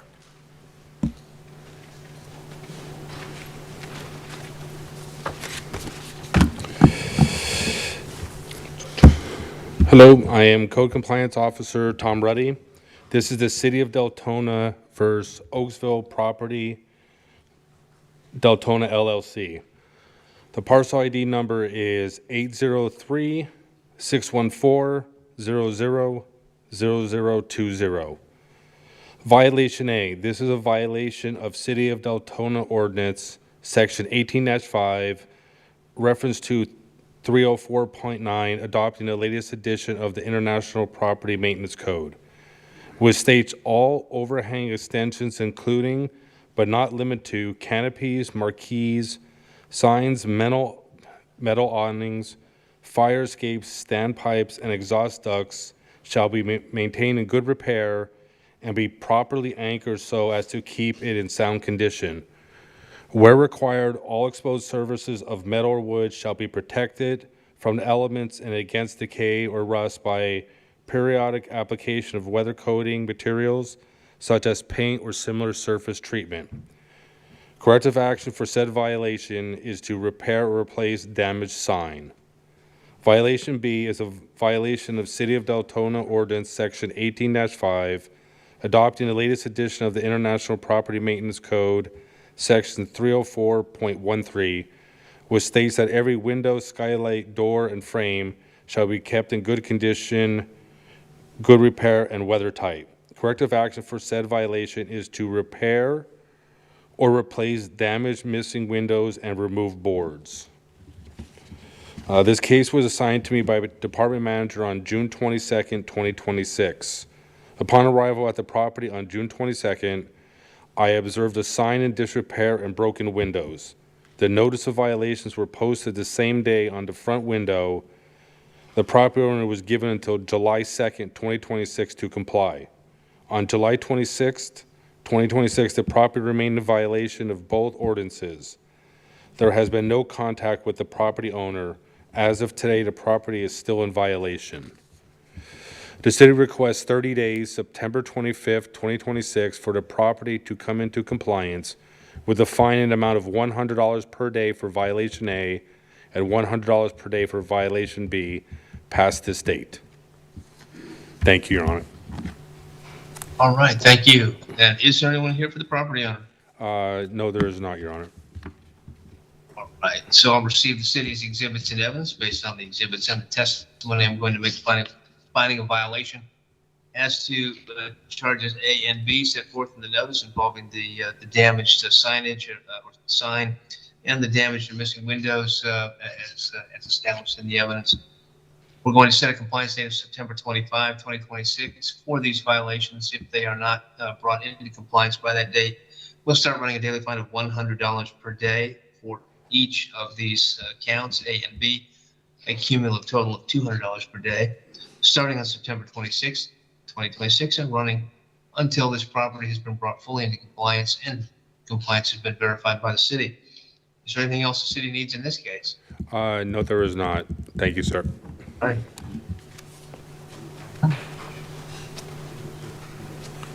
Your Honor, our next case will be DEL 26056. That's 2265 Raventon Road.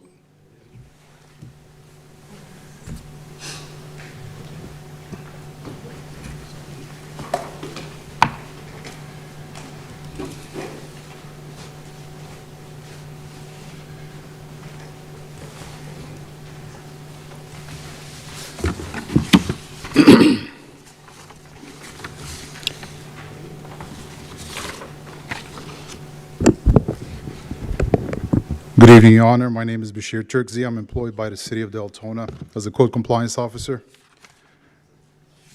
This will be City of Deltona versus Ileana M. Orbegozo. Parcel ID number is 81 30 58 050060. This is violation of City of Deltona, Section 18-5, 302.7, Housing Code Accessory Structure, adopting the latest edition of the International Property Maintenance Code, Section 302.7, which states accessory structures, including detached garages, fences, and walls, shall be maintained as structurally sound and in good repair. Corrective actions for said violation is to repair or to remove the structure. In this case, is a fence.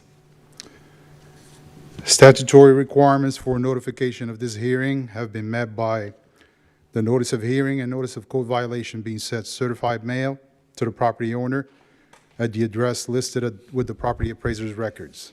In addition, both notices were posted on the property and at City Hall at least 10 days prior to this hearing. All of the evidence in this case, including the photographs, have been marked as exhibits and submitted to the special magistrate clerk. I certify any and all photographs to be true and accurate portrayals of what I observed on the day they were taken. This is a proactive case that was for a fence and disrepair that was opened on May 12, 2026, while addressing another violation of this property. A notice of violation was posted the same day, and the property owner was given until May 21st, 26 to come into compliance. As of today, the property remains in violation. The city would like to request 30 days until September 25th for the property to come into compliance, or a fine of $100 per day to be imposed until such time that the property owner has notified the city of compliance. All right, very good. Is there anyone here for the property owner? No, Your Honor. No one's here. Right. So I will receive the city's exhibits in evidence, and based on the testimony and the exhibits, I'll make a finding of violation regarding the fence and structures in disrepair, clearly visible in the photographs. We're going to set the compliance date to September 25, 2026. If the property has not been brought fully into compliance by that date, we'll start running a fine of $100 per day on September the 26th, 2026, and run that fine until compliance has been achieved and verified by the city. Is there anything else the city needs in this case? No, that'll be all, sir. All right. Your Honor, our next case will be DEL 26057. That's 2985 Keesler Street. Good evening. My name is Bashir Turksi. I'm employed by the City of Deltona as a code compliance officer. This is the City of Deltona versus Campbell, Ralph, and Dorothy. Parcel ID number is 81 30 32 11 01 50. This is a violation of the City of Deltona Ordinance Section 18-5, IPMC 302.7, adopting the latest edition of the International Property Maintenance Code, Section 302.7, which states accessory structures, including detached garages, fences, and walls, shall be maintained structurally sound and in good repair. Corrective action for said violation is to repair or remove the fence. Statutory requirements for notification of this hearing have been met by the notice of hearing and the notice of code violation being sent certified mail to the property owner at the address listed with the property appraiser's records. In addition, both notices were posted on the property and at City Hall at least 10 days prior to this hearing. All of the evidence in this case, including the photographs, have been marked as exhibits and submitted to the special magistrate clerk. I certify any and all photographs to be true and accurate portrayals of what I observed on the day they were taken.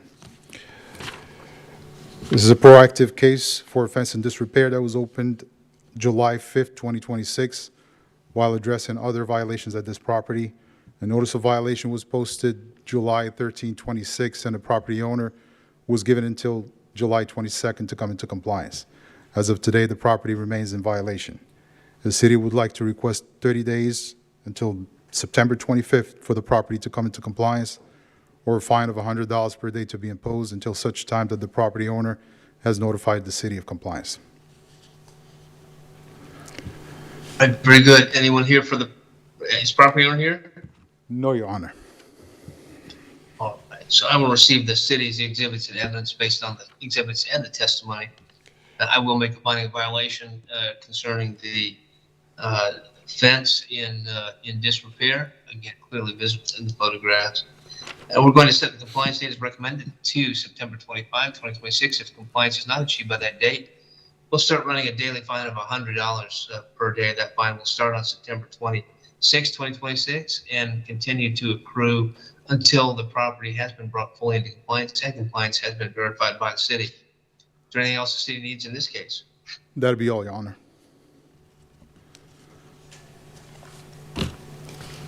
Your Honor, our next case will be DEL 26058 A and B, and that's 2289 Remington Road. Good evening. My name is Bashir Turkzia, and I'm employed by the City of Deltona as a code compliance officer. This will be City of Deltona versus Antonio Jr. Salas.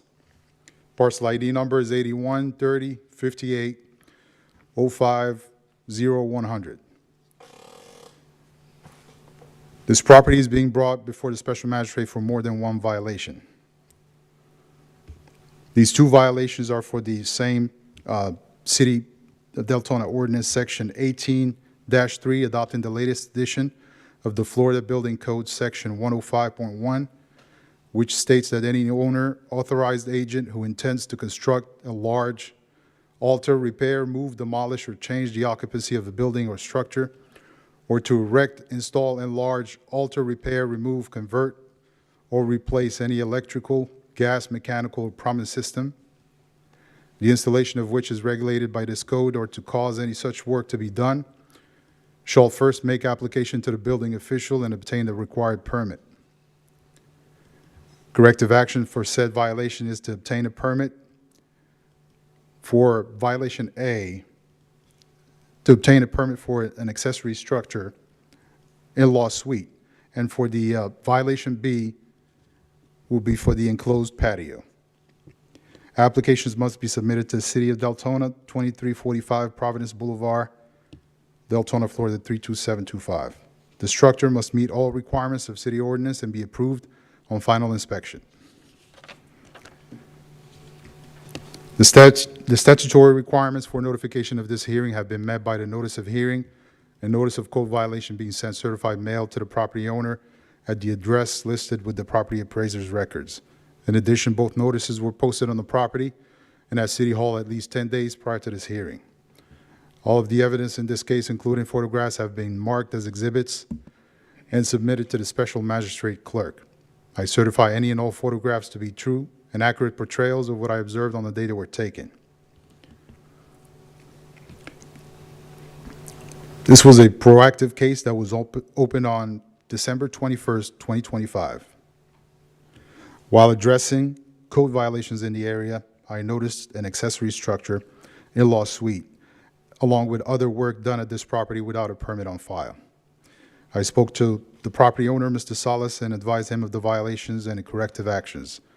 A notice of violation was posted on February 23rd, 2026, and the property owner was given until March 4th, 2026 to come into compliance. As of today, the property remains in violation. The city would like to request 30 days or until September 25th for the property to come into compliance, or a fine of $250 per day per violation to be imposed until such time that the property owner notifies the city of compliance.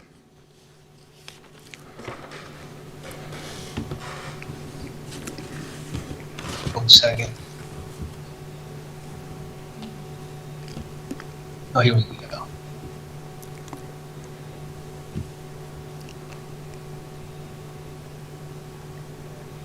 Just look at photographs here.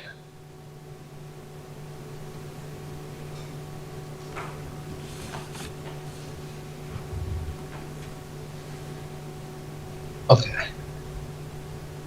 All right. Is there anyone here? Is the property owner here? Yes, Your Honor, he's here. All right. We have Mr. Salas? Yes, sir. Yes, sir. Antonio Salas. All right. Do you have any questions for the code officer? No, I just was going to ask if I needed an extension, because I have gotten somebody, an engineer. My son finally found me one that's going to get everything back in order according to what you need to be done. Right, well, the city's asking for a compliance date 30 days out to September the 25th.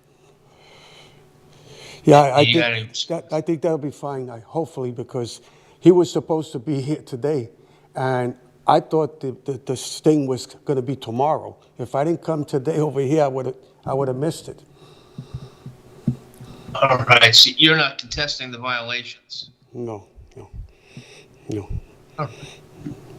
All right, very good. So I'm going to receive the city's exhibits and evidence based on the testimony as well as the property owner's statements. I will find these violations exist and are undisputed, both as to charge A and charge B, involving the accessory structure without permit and the enclosed patio. We'll set the compliance date to September 25th, 2026, as recommended. If compliance is not achieved by that date, we start running a daily fine of $250 per day per count, starting on September the 26th, and running each day until this property has been brought fully into compliance and compliance has been verified by the city. Okay. Is there anything else the city needs in this case? No, sir. No, sir. All right, Mr. Salas, any questions? Salas? No. Right, thanks for coming in. Do stay on top of this so that you can avoid that fine, all right? All right, thank you very much, sir. Thank you.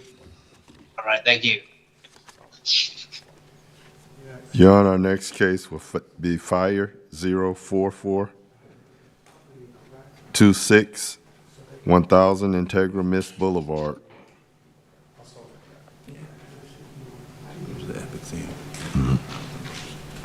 You're good on that property appraisal stuff. We get that case number again. That'll be Fire 04426.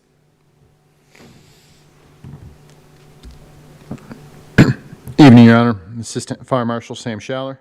This will be City of Deltona versus Integra Mist LP. Parcel ID number is 810-706-000055. Violation of City of Deltona Ordinance, Chapter 42, Article 4, Fire Codes, Chapter 42, 186, which adopts the most recent edition of the Florida Fire Prevention Code as adopted by the State Fire Marshal, specific the following violations of the Florida Fire Prevention Code. Violation A, NFPA 1, Chapter 13.1.8, all fire protection systems and devices shall be maintained in a reliable operating condition, shall be repaired or replaced where defective or recalled. Violation B, NFPA 1, Chapter 13.1.9, whenever impairments, critical deficiencies, or non-critical deficiencies are identified in water-based fire protection systems maintained in accordance with NFPA 25, shall be corrected in a time frame approved by the AHJ. And violation C, NFPA 1, Chapter 13.1.6, detailed records documenting all systems and equipment testing and maintenance shall be kept by the property owner, shall be made available upon request for review by the AHJ. Corrective action for said violations is as follows. Violation A, contact your fire alarm service provider, correct the deficiencies noticed in the December 11, 2025 fire alarm inspection maintenance reports in buildings 2, 7, 6, 12, 13, 14, 16, 20. Correct the deficiencies notated in the September 10, 2025 backflow inspection maintenance report for building 7. Violation B, contact your fire sprinkler service provider, correct the outstanding deficiencies within the fire sprinkler system in building 2, 7, 8, 12, 13, 16, 20. Violation C, provide copies of semi-annual fire sprinkler inspection maintenance reports for buildings 2, 6, 7, 8, 12, 13, 16, and 20. This case began on May 19th, 2026. Fire Safety Inspector Jerry Bailey was conducting an annual fire inspection at this address. He observed the fire sprinkler risers in buildings 2, 7, 8, 12, 13, 16, 20. All had red tags, indicates a critical deficiency to the system. In addition, previous year's worth of fire alarm inspection maintenance, backflow, and fire sprinkler reports were also requested during this inspection. Upon receiving and reviewing the fire alarm and backflow reports for buildings, it was noted that the fire alarm reports had deficiencies documented by the contractor in building 2, 7, 6, 12, 13, 14, 16, 20, while the backflow report indicated deficiency with Building 7's backflow preventer. Addition, no semi-annual fire sprinkler inspection maintenance reports have been provided. Property was notified of these violations, provided with a time frame to correct them. Re-inspections were conducted on June 15th, July 7th, July 22nd, August 5th, August 14th. No repairs have been made, and semi-annual sprinkler reports have been provided. We were contacted by a fire protection contractor, Dynafire, who advised that they were going to sign a contract to begin the work. That's all we know at this point. City's going to request 30 days for the property to come into compliance, fine in the amount of $250 per day per violation past the date. Excuse me, Your Honor. Ma'am, were you sworn Yes. in? What? Were you sworn in? No. Your Honor, she's going to need to swear in. All right, who do we have? My name's Lauren Hendry, Hendry. I'm the regional manager for Integramist. All right, let me get you sworn in. Would you raise your right hand for me, please? Do you swear or affirm the testimony you're about to give will be the truth, the whole truth, and nothing but the truth? I do. And go ahead and state your name now that you're sworn in. Lauren Hendry, Hendry. Henry, first of all, do you have any questions for the inspector, the officer? I don't think so. I was told, though, by the staff that A was completed, No, Your Honor. the backflow? No? No, that was not completed, no. If it was, we didn't get anything on it. So from Dynafire. Okay, so let me get with Dynafire then, because that's what, okay. That was my only question, really. All right. Do you have any testimony you'd like to give? I will say that, yes, we've had a management change there over this past month, so what we have signed the contract for B, for the fire extinguisher, or not extinguisher, but the sprinkler, all the sprinkler stuff, and we paid the deposit. I have the proof that we paid the deposit to get the parts ordered. I guess they needed the half of it to get the parts ordered, so we sent them that. Then we're told by Dynafire that it took a while to get the parts. We wouldn't have them right away. So he sourced them out through someone else, I guess, but he was able, we don't have them yet, but they did anticipate them getting them soon, and he said he has scheduled it to start on September 2nd, and it would take 3 days. So September 2nd to September 4th, he said it would be done, as long as they got the parts right before then, which he didn't think they would have an issue getting them before then. That was for B, I guess, and for C, the copies of the fire sprinkler inspections. So I guess my question there would be, were you requesting them on site when you were there and we did not have them, or? Yes, ma'am, and it was sent through all the inspection reports we've been sending. Okay, and then does Dynafire provide you those, or we provide you those? You generally will get them from your contractor and then provide them to us. Okay, so currently our new manager started last week, and I do have some that Dynafire provided for us. I don't know if that's what you were looking for. I'd be happy to provide them for you. In just the interest of everyone's time, I don't want to have to go through all of them. So That's just, fine. you just email them to me. Okay, perfect. Yeah, thank you. Can I get your email address before we go then, or? Yeah, at the Is end, it so I'll give it to you to write down. I guess that was it. So I would request that you give us a little bit of extra time, because we do have it scheduled, and I can double check in the morning the violation A for that backflow and everything, because I was told that was fixed. So I can check with Dynafire on that. Okay. Well, we're going to set a compliance date 30 days out, so that should be plenty of time, given what you just told me. Correct. That brings us out to September 25th. Okay. All right, so anything else, Ms. Hendry? No, do we get charged fines, though, or only if we don't do that by the 25th of September? Only if you don't do it by the September 25th. Perfect, thank you. All right, so I'm going to receive the city's exhibits and evidence. Based on the testimony and the exhibits, I'm going to make a finding of violation as to the charges set forth in the notice and identified as A, B, and C. We're going to set the compliance date for the correction of these violations out 30 days to September 25, 2026. If these violations continue past that date, we'd start running a daily fine of $200 per day per account, starting on September 26, 2026, and running until compliance has been achieved and verified by the city. If Ms. Hendry, you have these cleared up and corrected and verified prior to that compliance date, then you will not incur that daily fine. So you are encouraged to get that done to avoid that penalty. Is there anything else the city needs on this one? No, Your Honor, thank you. All right. Thank you, Ms. sir. Henry, any questions? All right. Thanks for coming in. You're free to go. Thank All right. Your Honor, our next case will be DEL 24067. That's 1553 Providence Boulevard.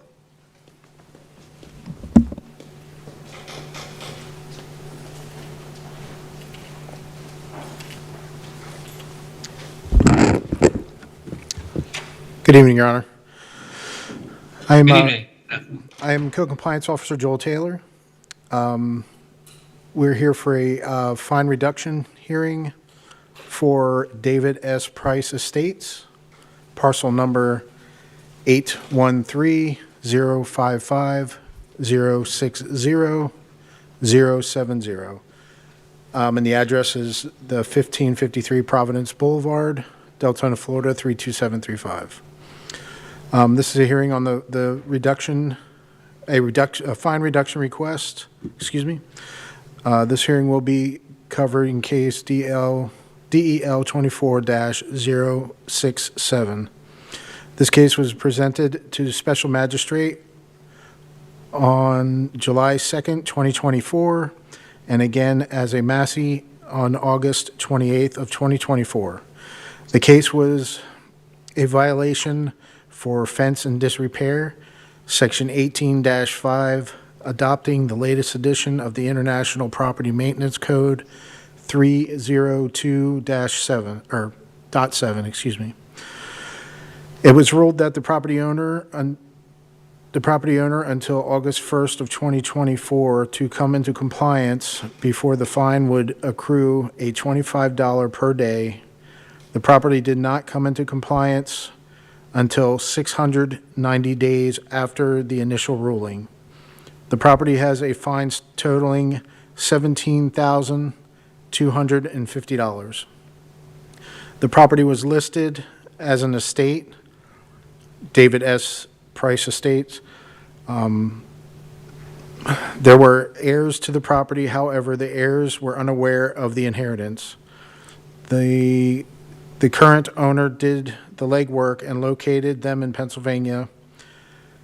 An agreement to purchase the property from the heirs was agreed upon. The current owners brought the property into compliance on June 23rd, 2026. The city's operational cost for the case number DEL 24-067 is $3,550.50, reflecting the administrative and operational expenses incurring by the city, including but not limited to code office hours, administrative staff, processing time, and city's vehicle time. The city does not have any recommendations at this time to request full recovery of the $17,250 in outstanding fines owed by the property owner. The property owner is requesting a reduction from $17,250 to $1,500. That's it. All right. Thank you, Officer Taylor. And I see Brendan Schwam here, and I see the reduction request. And I don't know if you were here earlier. Did we get you sworn in? Yeah, I was here at the beginning. Okay. So you've got the floor. Why don't you walk me through your request? Yeah, so obviously he passed away in the beginning of 2024. he was estranged from his two daughters. They did not even know that he had passed away. We ended up tracking them down through genealogy work. We purchased the property, got the property right into compliance the second we had ownership of it. Ironically, the fence was not even the fence of the owners, it was the neighbor's fence, and so we had to get their permission to take it down. And it was just on our line, or our lot line. So we got the permission of the neighbors to take it down, and that was how we got into compliance. The neighbors had put the fence up, but it was encroaching on what had now our become lot. your property. Okay. Mm-hmm. Yeah. And yeah, I mean, that's obviously we've bought in dozens of property in city of Deltona over the years. We've always played by the rules. We always did and acted as fast as you guys requested. And, I don't want to be punished, nor do I want the heirs to be punished for, doing something we didn't do and wasn't really even on our, it's not even really ours. So, let me just, to understand the chronology here, the owner of the property at the time the violation was created was David Price. He passed away in February 2024, according to your request. I guess it was later that year that the violation was found and fines began to run, and they ran for a long time. Apparently, because what you're saying is you discovered the heirs in Pennsylvania several years later. Right. Yeah. We obviously our model is we track down properties that are delinquent on property taxes that the heirs are unaware that they, are the beneficiaries of the estate. And so we saw that it was going to go to auction at some point at the end of this year. And so we found them and notified them of their dad's passing. And then obviously we paid for the probate to get into their name and kind of handled everything from there. Okay, was really going to be my next question, as to how you got involved in this. This is part of a business that a property acquisition business that you're involved in. I take it. I mean, it's a commercial operation. You look for properties that have difficulties, and you step in and okay, got it. Right. So that's how you found the property. You realized that there was uncollected taxes or this lien that was accruing, or both, something like that. Yeah. Mm-hmm. And so you track down the owners, and then you purchased the property? That's correct. So who owns the property now? Is it in your name? My LLC. Okay. So what's your LLC called? Home Solution Investment LLC. Home Solution Investment LLC. So Home Solution Investment LLC? Yes, sir. And then you're the managing agent or owner of the LLC? Correct. Yeah. Okay. And when did the LLC acquire the property? June 28th, I believe, or 26th, somewhere around then. This year? Correct. All right. And in the time between that acquisition in June and today, you brought the property into compliance, or your company? Yeah, I think we had it done in under a week. It was really just trying to get a hold of the neighbors to, obviously they didn't want to, start a war right when I bought a property. So I wanted to get their okay on it. Right. And again, so I'm clear, until June of 26 or thereabouts, on or about that date, you didn't have the authority to go on the property and correct the violation. Correct. Right. All right. And you're seeking a reduction of the fine to $1,500? Right. Yeah, I mean, I didn't realize the cost of the county was $3,500, so I don't think it's fair for y'all to, take a loss on it. So I'm fine with paying what your cost was. Yeah, unfortunately, the cost would be non-reducible typically. Right. Fines, are different. Now, as you know or may know, in this jurisdiction, I, as a special magistrate, make a recommendation to the city commission, which retains the plenary authority over the ultimate or final decision on the reduction. So my report and recommendation will be sent to the city commission to take the final action, since I don't have the final order authority in this matter.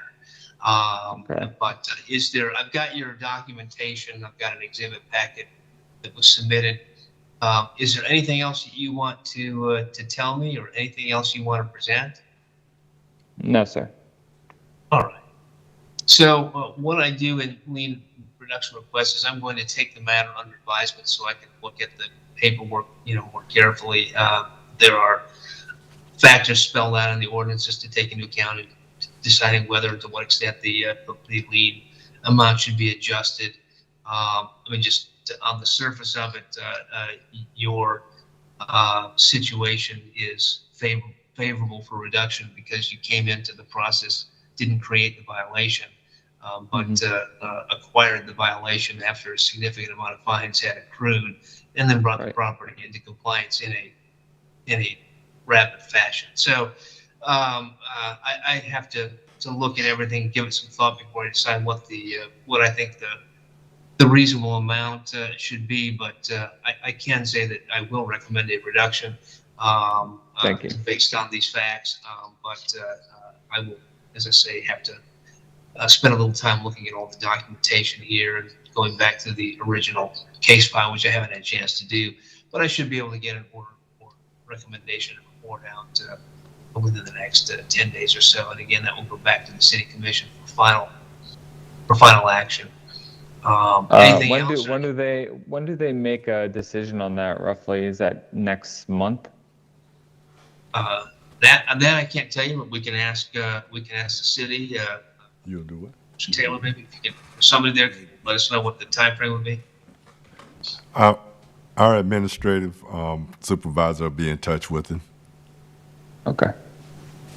I'm guessing it's not going to be months and months. I don't know if it'll be next month, but it probably won't be. No, sir. Next year. It won't be that long. All right. Okay. All right. Does the city have anything else? No, sir. And Mr. Schwab, do you have any other questions or anything else you'd like to say? No, sir. I just appreciate the time. All right. As I say, I'll get out a report on this in the near future. It won't take me too long to do, but probably within a week, 10 days.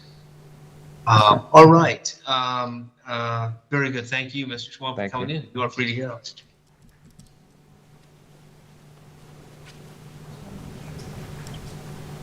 Great. I think that was the last case. Is there anything else on the agenda? No, sir. Anything else to take up for the good of the order? No, sir. All right. I will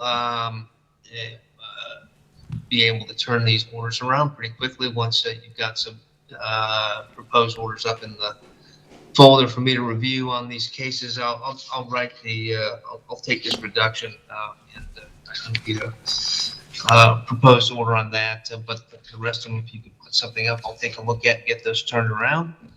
And if there's no other business to attend to, we'll be adjourned until next month. Thank you, sir. Thank you, sir. Good to see everybody. We'll see you all again.